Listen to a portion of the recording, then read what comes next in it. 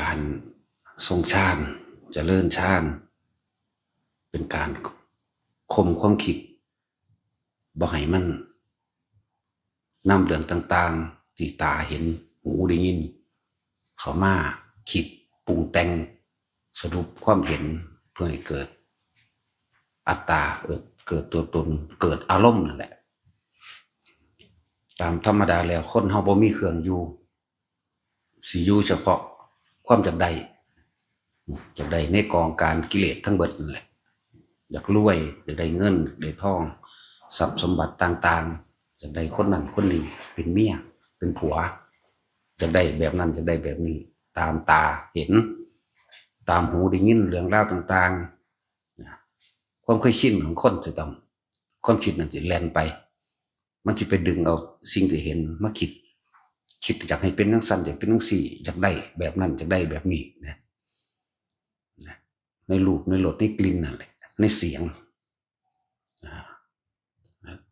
การทรงฌานเจริญฌานเลยเป็นการข่มความคิดหรือให้รู้ท่านความคิดแต่เฮาหูท่านความคิดแล้วความคิดนึกปรุงแต่งต่างๆมันก็สิบ่ค่อยเกิดอารมณ์ก็บ่ค่อยเกิดภพก็ค่อยๆดับลงไปอารมณ์ความรู้สึกคือภพ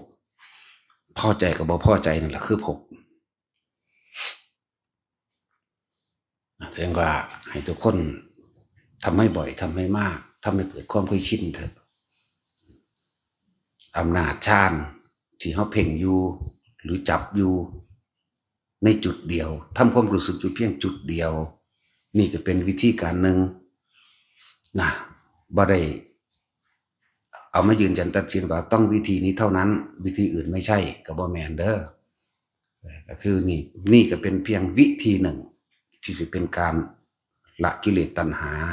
คมเพื่อให้เกิดการละให้ตัดให้ขาดออกจากความอยากได้อยากดีมีเป็นการคม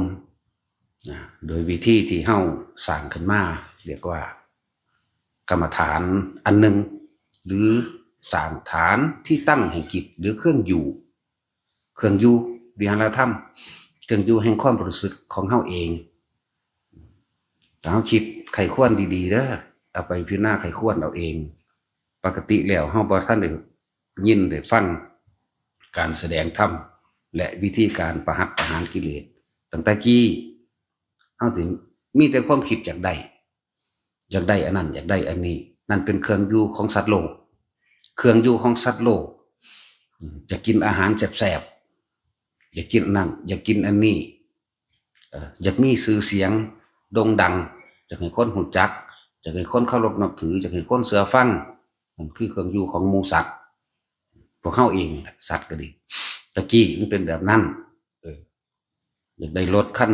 งามๆยี่ห้อนั้นยี่ห้อนี้อยากใส่เครื่องประดับประดานั่นเป็นเครื่องอยู่ที่ความคิดเขาไปยึดไปติดเบิดหรือยังก็ดีอยากได้หน้าอยากได้เลือกสวนไรนาที่ดินบ้านจัดสรรภูเขาแบบนั้นแบบนี้อยากได้น้ำอยากได้อ่างน้ำสระว่ายน้ำเครื่องอำนวยความสะดวกสารพัดนั่นคือเครื่องอยู่ที่จิตไปที่ความคิดของเฮาเอง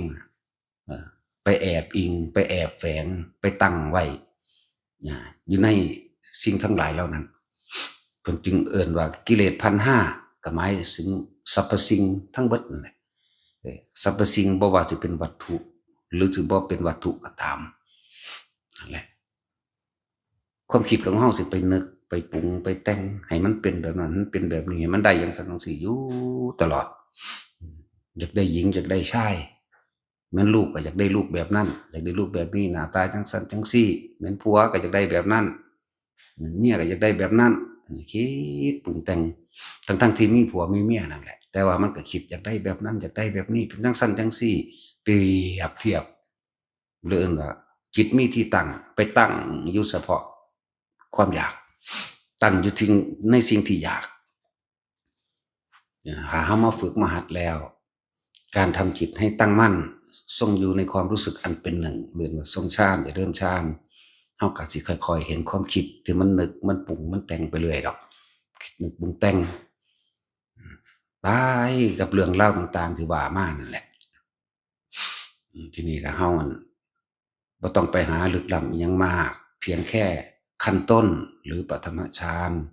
ลมหายใจนี่กับเฮาทำความรู้สึกอันเป็นจุดเด่นขึ้นมาอยู่อันหนึ่งคือตรงกลางระหว่างคิ้วหรือหน้าผากเฮาเองเรียกว่าจับจุดอนุโลมถ้าเฮาเอาความรู้สึกเอาความคิดมาคิดอยู่ในลมหายใจนี่คิดอยู่ในตรงกลางระหว่างคิ้วหรือความรู้สึกนิ่มๆน่วงๆนึบๆบ่อนๆต้นๆตึงๆอยู่ในตัวเองความคิดมันสิแล่นไปบ่ได้มันสิบ่แล่นไปหาคนนั้นคนนี้มันสิบ่แล่นไปคิดนึกปรุงแต่งกับวัตถุสิ่งของต่างๆมันสิบ่ไปคิดเรื่องอยากมีชื่อเสียงโด่งดังอยากให้คนนับถืออยากเป็นผู้เก่งกาจสามารถอยากเป็นผู้ดลบันดาลอยากมีฤทธิ์อยากมีเดชอยากร่ำอยากรวยมีเครื่องบินมีแบบนั้นแบบนี้อยากไปท่องเที่ยวตามอวกาศต่างๆมันสิบ่คิดไปนั่นแหละมันก็สิกลับมาอยู่ในตนเองลมหายใจนี่ความรู้สึกกลางหน้าผากนี่วันนี้เฮามาเทียบเอาตัวถ้าไผเฮ็ดเป็นแล้วก็ดีเทียบเอาในระหว่างเฮาอยู่ในลมหายใจกับความรู้สึกตัวนิ่มนวลนี่อยู่ในฐานที่ตั้งแห่งจิตมันเป็นสมาธิแล้วนะเทียบเอาตอนนี้อยู่จังซี่มันก็สิทุกข์มันก็เกิดบ่ได้ความกังวลในเรื่องต่างๆก็เกิดบ่ได้เพราะว่าเฮาบ่คิดนึกปรุงแต่งไปนั่นแหละจึงว่าการทรงฌานเจริญฌานเป็นการเห็นความคิดของเจ้าของเองทำให้บ่อยทำมากเกิดความเคยชินจิตมันก็ตั้งมั่นจิตตั้งมั่นก็คืออยู่ในความรู้สึกแห่งกายมันก็บ่หวั่นไหวฝึกเอามันก็บ่หวั่นไหวบ่หวั่นไหวนี่หมายถึงว่าบ่คิดไปในความอยากได้นั่นอยากเป็นนี่ทุกข์มันก็เกิดขึ้นบ่ได้มันก็บ่กังวลเรื่องต่างๆเมื่อมันบ่คิดไปก็เรียกว่าละบ่คิดไปถึงทรัพย์สมบัติต่างๆที่อยากได้ถึงเรื่องราวต่างๆที่อยากได้อยากเป็นอยากมีต่างๆมันก็เป็นอุเบกขามันก็เลยบ่มีความร้อนกังวลอีหยังเกิดว่าสมาธิแปลว่าจิตตั้งมั่นเอาความตั้งมั่นตั้งตรงไหนตั้งตรงความรู้สึกนี่แหละฌานหรือสมาธิก็เป็นเครื่องประกอบกันเป็นแค่สื่ออันหนึ่งที่ตั้งขึ้นมาเพื่อเกิดความเข้าใจในปฏิบัติซื่อๆดอกในการรู้สึกตัวนะมันจะเป็นสื่อมันซื่ออันนั้นบ่ต้องไปหลักการอีหยังมากเอาความจริงประสบการณ์ตัวเองคิดเอาเลยเอามาคิดมาเปรียบมาเทียบใส่กันซะก่อนเราคิดไปเรื่องนั้นเรื่องนี้ความกังวลเราร้อนเกิดขึ้นทันทีแม่นคิดไปถึงสิ่งที่ได้มาอยู่แล้วหรือมีอยู่แล้วความกังวลก็ปนอยู่ในหันว่าได้รถคันหนึ่งที่ถูกใจคิดไปงามจังซั่นจังซี่ก็ยังคิดไปในความกังวลว่ายันไปซ่อนอันนั้นขาดบ่น้ำมันขาดบ่แอร์เสียบ่ยันเขาลักนี่มันก็ยังมีความกังวลปะปนกันไปทั้งที่ได้สิ่งที่มีอยู่แล้วนั่นแหละจังว่าถ้าเฮาอยู่กับลมหายใจกับอุณหภูมิจังซี่มันก็บ่มีความกังวลอิหยังเกิดขึ้นได้ดอกถ้าความคิดมันคิดไปสติมันก็ทันมันก็ดึงกลับขึ้นมาใหม่เฮ็ดกลับไปเฮ็ดกลับมาสลับไปสลับมาอยู่จังซี่แหละความปล่อยความว่างมันสิคอยปล่อยคอยว่างของมันเองคำว่าปล่อยว่างก็ดีจนเกิดความเคยชินว่าบ่นำสิ่งทั้งหลายที่ตาหูจมูกลิ้นกายรูปรสกลิ่นเสียงเข้ามาคิดมานึกในความอยากได้อยากเป็นเจ้าของมันนะจะเป็นเจ้าของมันก็บ่เกิดขึ้นเมื่อไม่คิดนั่นแหละเรียกว่าละเพราะว่าเฮาสินะและยอดทั้งเบิดที่มาร่วมแล้วบ่ว่าสิเป็นฌานสมาธิสมาบัติหยังก็แล้วแต่ทุกวิธีล้วนแล้วแต่เฮาเห็นความเกิดดับเฮาเห็นทุกสิ่งทุกอย่างหาความจีรังยั่งยืนบ่ได้ทุกสิ่งทุกอย่างมีความเกิดขึ้นเป็นธรรมดาครับเสื่อมสลายตายเป็นธรรมดาคนเกิดตายสัตว์เกิดตายทุกสิ่งทุกอย่างสร้างมาแล้วล้วนแล้วแต่สู่ความเสื่อมความแตกทำลายทั้งเบิดบ่มีอีหยังคงอยู่จักอันจักอย่างนี่เพราะว่าเฮาเห็นความจริงตัวนี้รองรับไว้แล้ว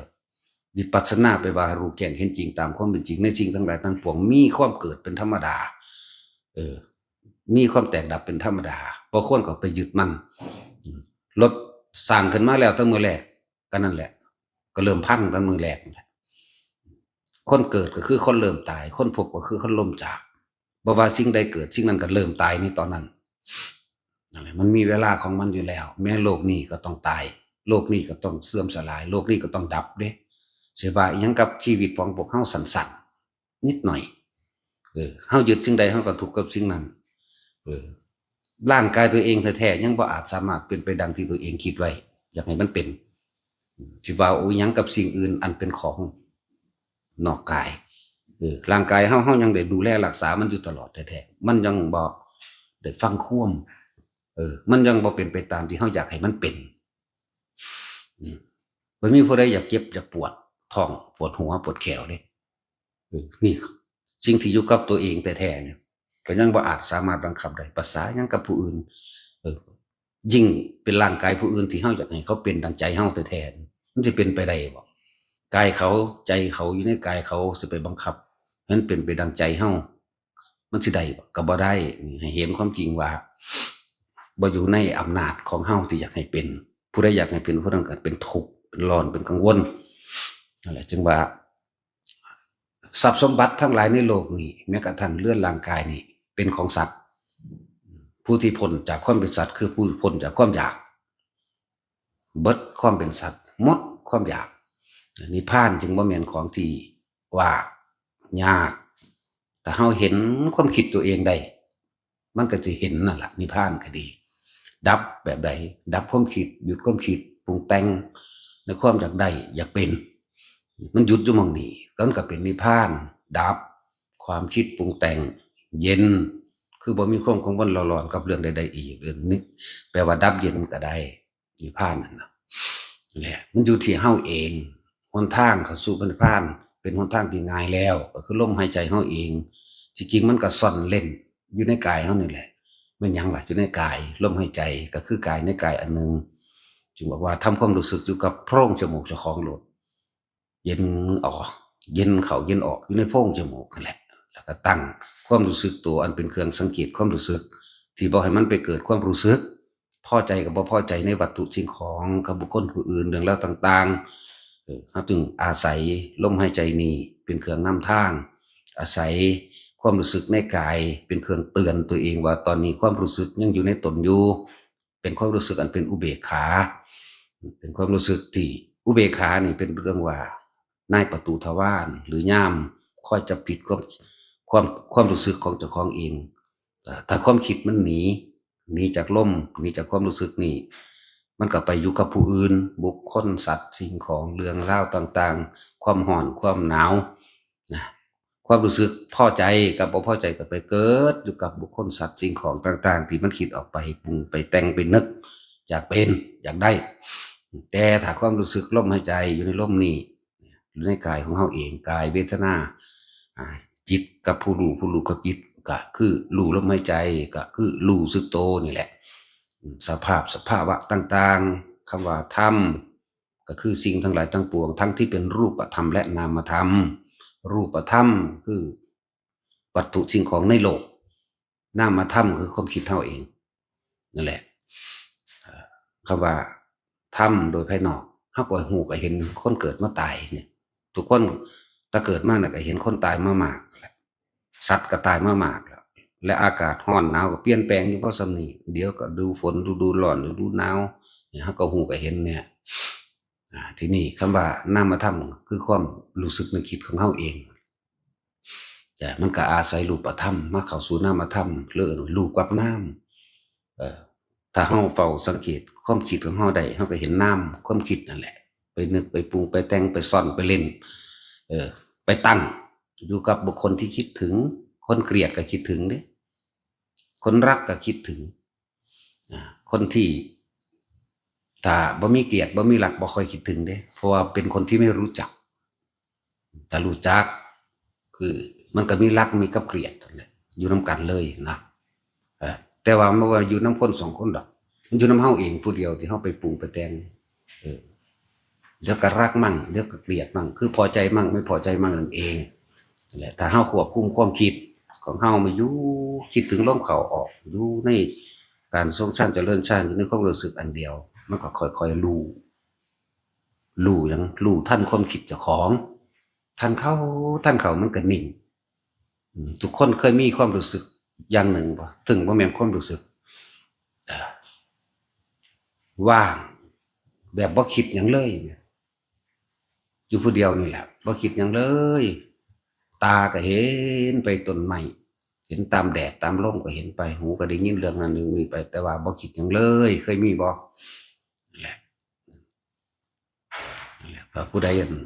ทั้งๆที่เห็นอยู่ได้ยินอยู่แต่บ่คิดหยังเลยนี่แหมแม้กระทั่งความรู้สึกในกายก็บ่มีแม้กระทั่งลมก็บ่มีแต่ว่าบ่มีความคิดหยังเลยนี่แหมนั่นแหละยอดของมันนั่นแหละเมื่อถึงที่สุดแล้วปฏิบัติคือบ่ปฏิบัติเป็นธรรมดาไปเบิดเป็นอีหยังสิธรรมดาบ่ไปคิดหยังเลยนั่นแหละมันสิเป็นเข้าไปสู่ตรงนั้นแหละก็สบายใจได้โลดที่แรกเฮาก็อาศัยตรงนี้ซะก่อนตรงนี้ตรงใดตรงลมหายใจตรงอุณาโลมอาศัยตรงนี้ไปก่อนเบิ่งความรู้สึกตัวเองคือความรู้สึกนี่ที่นิ่มนวลกลางคิ้วหน้าผากหัวเฮานี่คืออุเบกขาถ้ามันพ้นถ้ามันเต็มที่ของมันไปแล้วมันสิซื่อลือเฉยๆเว้าก็เว้าซื่อๆเว้านำผู้อื่นก็ดีผู้ใดมาขอคำแนะนำก็แนะนำไปซื่อๆบ่ไปมีความหวังว่าเขาต้องเป็นแบบนั้นแบบนี้เขาต้องเฮ็ดหรือบ่เฮ็ดเป็นเรื่องของเขาคือเฮาสิบ่คิดต่อเดะแนะไปแล้วแนะไปแล้วแนะไปแล้วแล้วไปแล้วไปแล้วไปจังซั่นบัดนี้เฮาอยู่คือจังเฮาอยู่ผู้เดียวเนี่ยย่างไปตามถนนหนทางอยู่ในระหว่างท่ามกลางป่าจิบ่คิดหยังเลยนี่เคยมีบ่ตาก็เห็นหูก็ได้ยินก็แต่บ่คิดหยังเลยนี่แหมสบายบ่ถ้ามีแบบนั้นบ่มีความเรากังวลอีหยังมันบ่นึกมันบ่ปรุงบ่แต่งมันบ่อยากได้อยากดีอยากมีอยากเป็นหยังมันบ่เป็นหยังเลยพร้อมบ่เป็นหยังเลยบ่คิดหยังเลยอิหยังก็เกิดขึ้นบ่ได้เดะทุกสิ่งทุกอย่างเกิดขึ้นบ่ได้นิพพานเป็นสภาวะที่ว่าได้แต่ว่าว่างปราศจากความคิดนึกว่างจากสิ่งที่มีจริงๆว่างจากต้นไม้ภูเขาว่างจากลมว่างจากบุคคลว่างจากสัตว์ว่างจากสิ่งของเนี่ยคำว่าว่างคำว่านิพพานดับเย็นแหละเอาพอ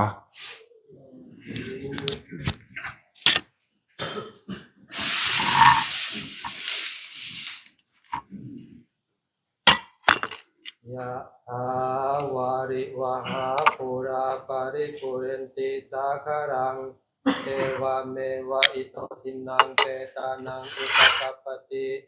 อิจิตังปฏิตังตุมหังคิปะเมวะสมิจจตุสัพเพปุเรนตุสังกปปา